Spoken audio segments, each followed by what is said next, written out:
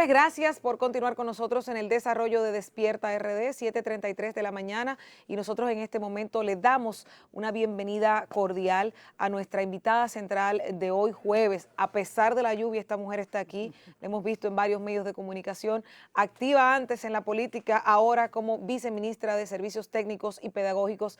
Ella es la licenciada Ligia Pérez. Buenos días, doña Ligia, ¿cómo está usted? Buenos días, Loreni, buenos días. La Un hemos vi- placer estar aquí. la hemos visto trabajando duro en Gracias. estos días. Sí, bastante, porque tenemos que comunicar todo lo que estamos haciendo, que realmente es una transformación de la educación dominicana. Así es, que a mí se me pasó decir que del Ministerio de Educación, sí. Recordar esto porque la hemos visto y tal vez mucha gente no lo sepa, pero es la viceministra de Servicios Técnicos y Pedagógicos del Ministerio de Educación de la República Dominicana, que esta semana, después de una semana de inducción que tuvimos para padres y estudiantes, inició formalmente las clases a partir de este martes, porque el lunes fue feriado. Entonces empezamos con esto. ¿Cómo ha estado la perspectiva de la gente en esa cercanía del televisor, de la radio, del que tiene el dispositivo para verlo a través de internet en estos primeros 3 días de clases? Bueno, la verdad que hemos sido sorprendidas gratamente con ese tema, porque aunque yo sabía que ya los estudiantes estaban más que ansiosos después de casi 8 meses fuera de las aulas, estaban ansiosos por volver a escuchar esas palabras relacionadas con el quehacer educativo en la escuela. Y que los padres también estaban ansiosos porque los niños volvieran a conectarse con su escuela. Realmente nos ha sorprendido el nivel de involucramiento de los padres, de la familia en sentido general, y hemos hecho, nos han llegado reportes de personas en sus casas viendo la televisión. Ayer vi un video que casi lloré de la emoción, de 2 niños, una hembrita y un varón, que estaban en su casa, y cuando escucharon las notas del himno nacional para que iniciaba la clase de ese día, se pararon los dos en atención, y eso fue de verdad increíble, increíble. Yo me emocioné cuando vi eso. Esos 2 niños como que estaban parados frente a la bandera en la escuela, haciendo la pose que se hace cuando se está escuchando las notas de nuestro glorioso himno. Eso fue increíble, me emocioné mucho, de verdad. Nosotros tenemos grandes retos en este modelo educacional porque hemos optado. Lastimosamente, el COVID no permite que vayamos a las aulas, que tengamos ese contacto directo alumno-profesor, persona a persona al menos. ¿Qué podemos tener? ¿Cuáles son las herramientas que tenemos a mano para poder suplir esta falta de contacto personal entre el alumno y profesor? Mira, para la educación lo ideal, porque la educación implica la socialización, implica ese contacto, esa relación, maestro-alumno, alumno-alumno, o sea, eso no se puede negar. Y eso es algo a lo que nosotros aspiramos a volver en un plazo que todavía no podemos definirlo, pero que tenemos en el plan Educación para Todos, Preservando la Salud. Tenemos previsto también cómo vamos a realizar la vuelta a la presencialidad gradual, de manera gradual, es decir, a la semipresencialidad, cuando las condiciones de la pandemia y el Ministerio de Salud Pública, que es en este momento quien rige la materia, pues así lo permitan.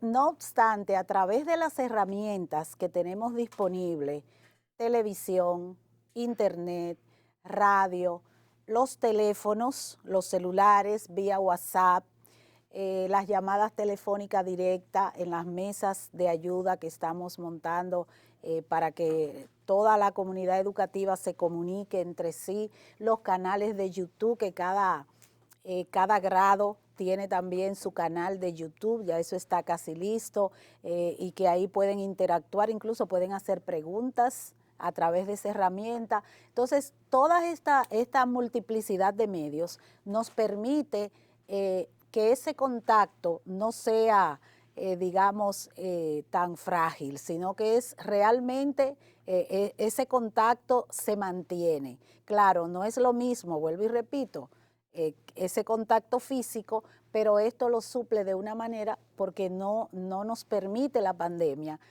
hacerlo de otra manera. Lo peor hubiese sido que nos quedáramos sentados esperando que pase la pandemia para entonces iniciar el año escolar. No, eso es una pérdida de tiempo. No, una catástrofe, no solo una pérdida de tiempo digamos, una frase suave para lo que representa el tú dejar millones de alumnos fuera de las aulas y eso es impensable realmente. Ahora, yo le pregunto, o le voy a dar una de las preguntas que más he visto en las redes sociales. Cuando tocamos el tema, por ejemplo, a mí me escriben, y una señora que hasta me puso un nombre. Imaginémonos que Raquel tiene 5 niños, y esos 5 niños en la casa de Raquel solamente hay un televisor, y uno está en tal curso, otro en tal curso. Entonces, yo le decía, Raquel tiene el cuadernillo, poniéndole ese ejemplo. Ahora, Sí. ¿qué le responde usted como viceministra de Educación a las familias que tienen un solo dispositivo para hacer esto y que tienen 4, 5, 6, 7 muchachos en la casa? Bueno, la verdad que es difícil, pero nosotros también pensamos en eso. O sea, en este plan que nosotros diseñamos, que debo aclarar que el plan no salió de las cabezas del equipo de educación solamente. Ese es el producto de todas esas consultas que el ministro realizó desde la transición, que se reunió prácticamente con todas las asociaciones que tienen incidencia de alguna forma en la vida educativa, y fruto de esas ideas que pudimos obtener de esos encuentros, más todas las que nosotros a través de los años hemos visualizado la educación, porque tanto el ministro como el equipo que le acompaña tenemos una visión de lo que debe ser la educación dominicana. Entonces, nosotros pensamos en todas las posibilidades en este momento, porque la idea que traíamos no era para tiempo de pandemia, eso surgió y tuvimos que hacerle frente. O sea, nuestro plan a largo plazo está latente, está vigente, solo que hemos tenido que hacer un stop ahora para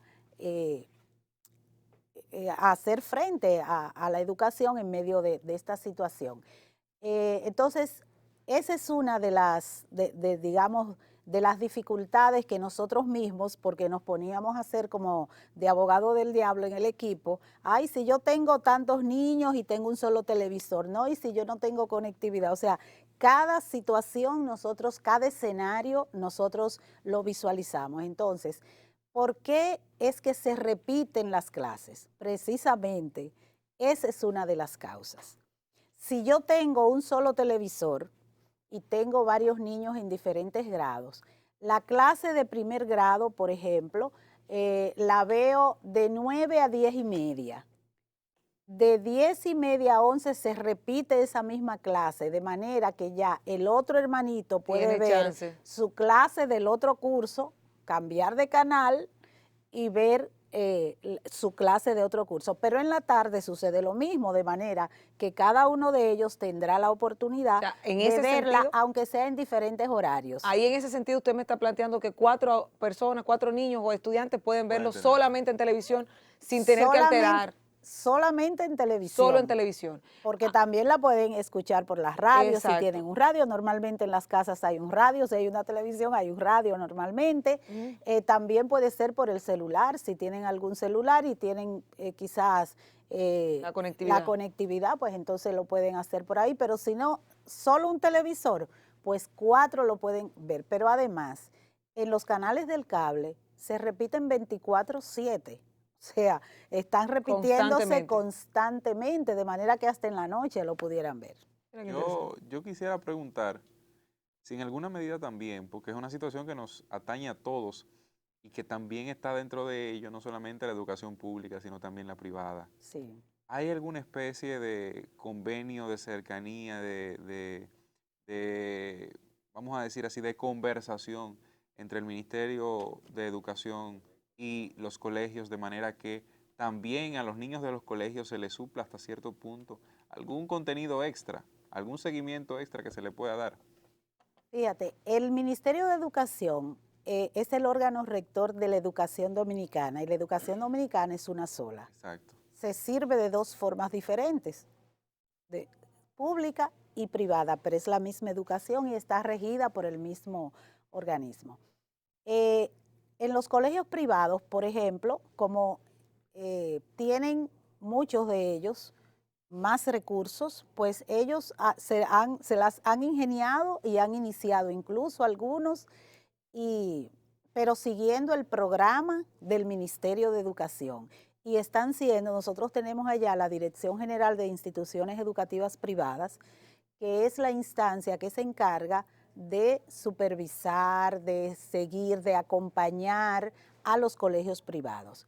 Pero hay un sector de los colegios privados que sabemos que económicamente no son rentables, no son muy, digamos, son colegios, si se quiere decir, que están en situaciones vulnerables, de vulnerabilidad.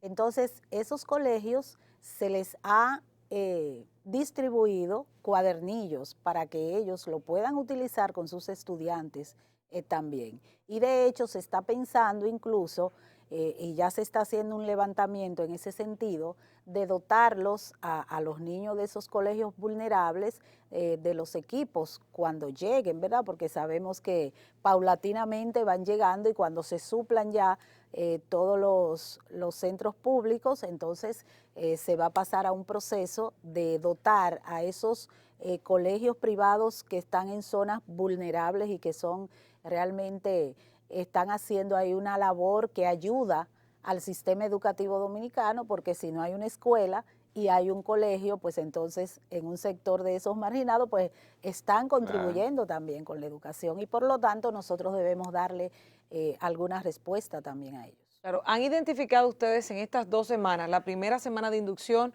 y en esta semana, alguna debilidad que necesiten reforzar para que este año escolar a distancia sea mejor aprovechado? Fíjate, todos los años, incluso en tiempos normales y que inicia el año presencial sin una situación Como la del parecida a COVID. esta, nunca el año escolar inicia totalmente listo. Siempre hay detalles que corregir. Por ejemplo, a veces uno veía los reportajes que en tal escuela no han iniciado porque faltan docentes, que en tal escuela no la han terminado, que están debajo de un árbol, o sea, una serie de dificultades, pero que en el camino tiene que arrancar el año y en el camino se van corrigiendo esos detalles. Ahora pudiera estar ocurriendo una situación similar, pero en menor proporción, porque gracias a los medios que tenemos, si un docente, por ejemplo, en una escuela faltan docentes, eso no implica que los estudiantes no reciban la clase, porque los centros educativos ya han sido orientados para que esos estudiantes los atiendan los profesores que están en el centro, que están disponibles, no importa que no sea de su sección, en los casos donde pudieran faltar docentes. Y de hecho ya estamos tomando la medida y estamos recibiendo las informaciones para entonces suplir de los docentes que se necesiten, pero a diferencia de los otros años y de los años presenciales, que si no estaba el docente en un aula con 30, 40 niños, se quedaban solos, ahora no, ahora son atendidos gracias a la magia de la tecnología. Yo veía días atrás la información de que en América Latina, porque es una situación que atañe al mundo, Claro. en América Latina solamente el 3% de los estudiantes, digamos, tenía acceso a la educación presencial, al modelo que conocíamos anteriormente. Y eso me motiva a pensar el seguimiento que le han dado los organismos internacionales. ¿Qué tipo de acompañamiento, qué observaciones ha hecho y si ha motivado que otros países también imiten el modelo dominicano de educación? Porque eso es otro elemento que hay que poner sobre la mesa. No somos únicos en el mundo y quizás otro siga los pasos de la República Dominicana o por el contrario lo desechen. Y creo que el ministro participó en una conferencia que desarrollaba virtualmente la UNESCO también. Así es, así es. Mira, yo les quiero decir a ustedes que los ojos del mundo están sobre República Dominicana y nuestro modelo educativo, o sea, de cómo estamos nosotros brindando, de cómo hemos dado continuidad a la educación, de cómo no hemos permitido que la educación se detenga. Y es el único país que ha utilizado esta multiplicidad de medios para poder servir esa educación. Y de hecho, el ministro, como tú bien dices, Loreni, ha sido invitado no solo a esa conferencia, sino que él tiene pautadas más conferencias, incluso hasta visitas de agentes internacionales para ver, para constatar cómo se está desarrollando este proceso, porque de verdad que ha despertado el interés y la atención. Me decía la encargada, la representante de UNICEF en el país, que dicho sea de paso, estamos muy, muy agradecidos con toda la colaboración que ha prestado UNICEF, que ha prestado el PNUD, el PNUD, y otras instituciones, la Fundación Inicia del país, Educa, la Unión Europea, o sea, ha sido todo un abanico de instituciones que se han unido por la educación, para que la educación continúe. Entonces, en ese sentido, nosotros tenemos un gran compromiso también de frente a esas instituciones que nos han apoyado tanto, de no quedar mal.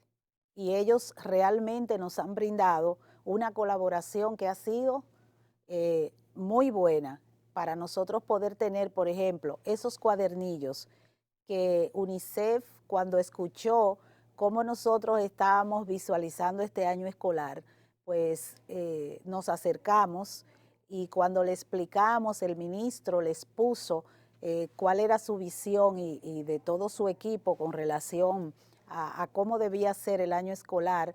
Ellos inmediatamente nos ofrecieron toda su colaboración y hemos trabajado desde entonces. Desde la transición estamos trabajando en ese sentido, porque si nosotros no nos hubiéramos puesto a trabajar desde la transición, hoy no estuviéramos diciendo que inició el año escolar, realmente. Doña Eligia, ustedes tienen 2 meses y tanto en el gobierno. El problema de la conectividad no es de ahora. El problema de los planteles deteriorados, que le falta agua, que le falta electricidad, no es de ahora. La falta de maestros, como usted dice, no es un tema constante. El tema de la pandemia es este año. ¿Por qué, si dentro de todo esto son elementos reincidentes durante todos los otros años anteriores, por qué atacan tanto este modelo educativo del Ministerio de Educación, al ministro Fulcar? ¿Por qué nosotros vemos tantos ataques como si fuera responsabilidad de ustedes que no haya conectividad, o que no hayan planteles activos adecuados en este momento, o que tal vez no sean presenciales las clases? ¿Por qué? O que todos los estudiantes no tengan sus equipos, por O que ejemplo. no tengan sus equipos. O sea, porque hay un tema de compras y contrataciones que creo que la gente no lo domina. sí, pero además yo quiero decirte lo siguiente. Nosotros nos sorprendimos cuando comenzamos a obtener los datos, casi desde la transición, que tuvimos algunos, pero no tantos. Ya cuando ingresamos al ministerio es que comenzamos a ver el nivel de conectividad que había tan bajo y el nivel de distribución de los equipos a los estudiantes. Y nosotros nos sorprendimos. ¿Por qué nos sorprendimos? Porque es que se había hablado tanto de una república digital que tenía varios años ya, y cuya misión para educación era primero conectividad, dotar de equipos a maestros y luego dotar de equipos a estudiantes. Manejando un programa que manejaba cuantiosos recursos, y nos sorprendimos porque yo hubiera esperado, por ejemplo, que fuera, bueno, falta todavía un 30% de conectividad, un 20% de estudiantes que no tienen sus equipos. Ok, perfecto, pero ha sido al revés.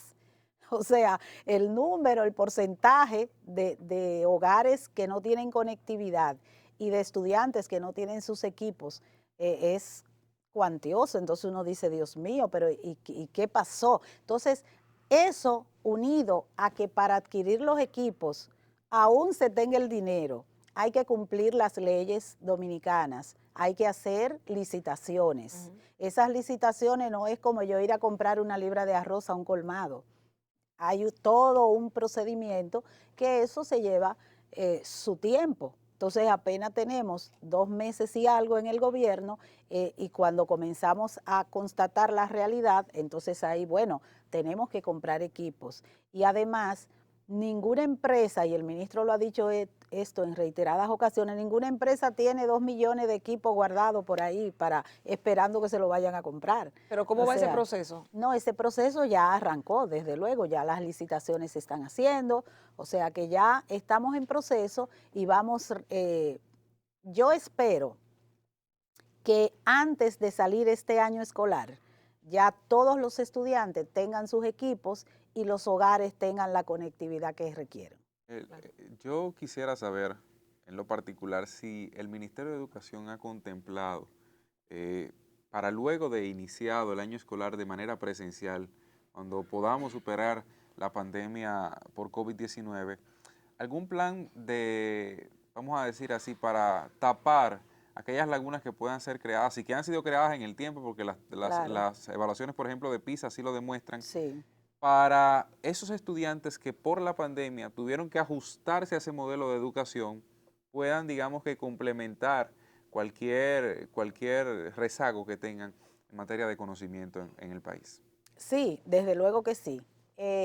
Pero no va a ser, por ejemplo, como se hace de manera tradicional, que un mes, el primer mes o las primeras 2 semanas se hace como un repaso de todo, no. Es algo que va incluido dentro del mismo año escolar.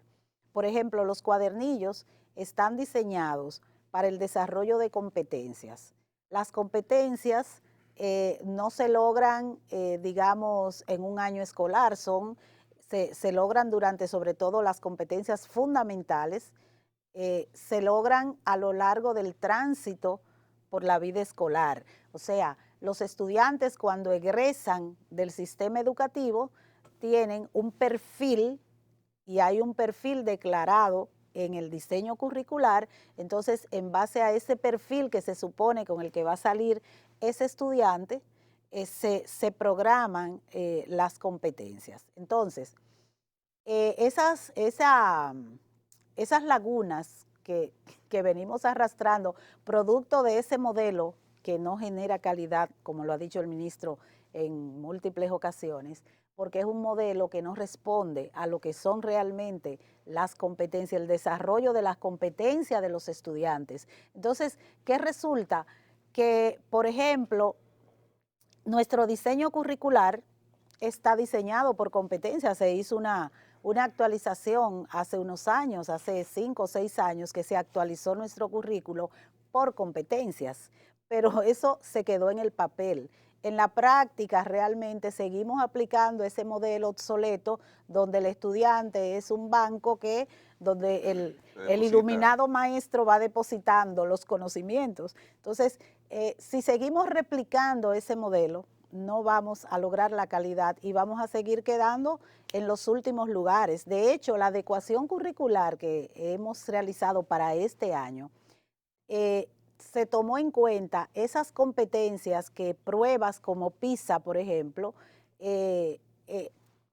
toman en cuenta, valga la redundancia, para elaborar sus pruebas, o sea, tratando de que se desarrollen realmente las competencias que son pertinentes y útiles a los estudiantes. ¿Sabes que leía sobre un informe de la UNESCO que vaticina que una cantidad importante, no recuerdo la cifra, pero creo que eran Sí, millones, 23 millones. 23 millones de niños no van a regresar a las aulas? Óigame, 23 millones de niños a nivel mundial, ¿qué proporción le tocaría a República Dominicana?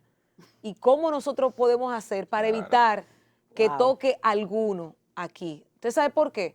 Porque la deserción escolar es un problema de todos los años, pero ya la UNESCO está vaticinando lo que viene tras la pandemia. Tras la pandemia. Bueno, esta es una manera de evitar que los niños dominicanos formen parte de esa estadística. Esta es una forma, o de ese vaticinio, porque todavía no es una estadística, ese vaticinio. Esta es la manera en cómo nosotros estamos tratando de que ningún niño, ninguna niña, ningún joven dominicano se quede fuera de las aulas. Y los centros educativos, a través de los distritos y las regionales, que son los que tienen un contacto más directo con ellos, eh, estén constantemente supervisando, indagando, investigando qué niño no está de su comunidad, porque los centros educativos, ¿verdad?, están en una comunidad y los niños de esa comunidad van a ese centro educativo. ¿Cuáles niños de la comunidad no se han inscrito en la escuela o no están asistiendo a la escuela? Se pasa asistencia diariamente, los maestros pasan asistencia, llaman a las casas, porque muchos dicen, pero mirando por televisión, ¿cómo sabe la maestra o el maestro que el niño está tomando la clase? Claro, hay una comunicación vía WhatsApp, vía telefónica, por la mesa de ayuda. Ahora tenemos YouTube para, digamos, la gente que tiene conectividad, pero que eso refuerza. Además, los maestros que están utilizando equipos, porque sus estudiantes tienen esos equipos, por ejemplo, y están haciendo videoconferencias, saben cuáles están asistiendo, cuáles no, porque eso se registra en la plataforma. Pero los que están viendo por televisión o por radio, entonces el maestro tiene la obligación de estar en constante comunicación con esa familia y saber cuáles niños no estuvieron viendo su clase. Sabemos que, por ejemplo, si se va la energía eléctrica en un momento dado que están las clases, pues entonces ese maestro debe cerciorarse que ese niño no vio su clase porque se le fue la energía eléctrica en ese momento y tiene que garantizar que entonces en el otro horario, en el horario diferido, pueda haber esa clase.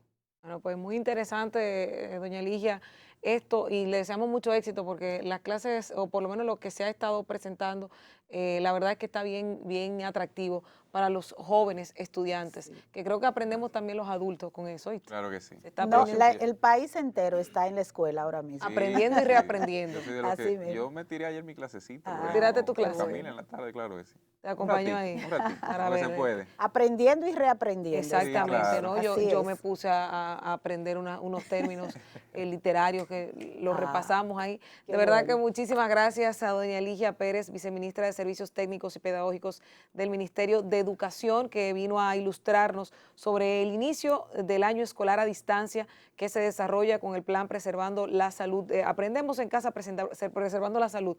Y es importante que agreguemos ya como medio de comunicación la responsabilidad que tiene también fuera del ministerio, papá, mamá, tutor y el Claro. estudiante. Tenemos que verlo desde las dos ópticas. A usted le están sirviendo ya todo este contenido, pues vamos a aprovechar el tiempo y vamos a sumarnos a esta verdadera motivación de aprovechar el tiempo en casa y aprender unas cositas, ¿verdad? Así. Señores, gracias por habernos acompañado en estas 2 horas. Los dejamos con la programación de Telemicro Internacional y Telecentro y nos vemos mañana nuevamente. Cristian Cabrera, Julio Vargas y una servidora, Loreni Solano, con todos ustedes a partir de las 6.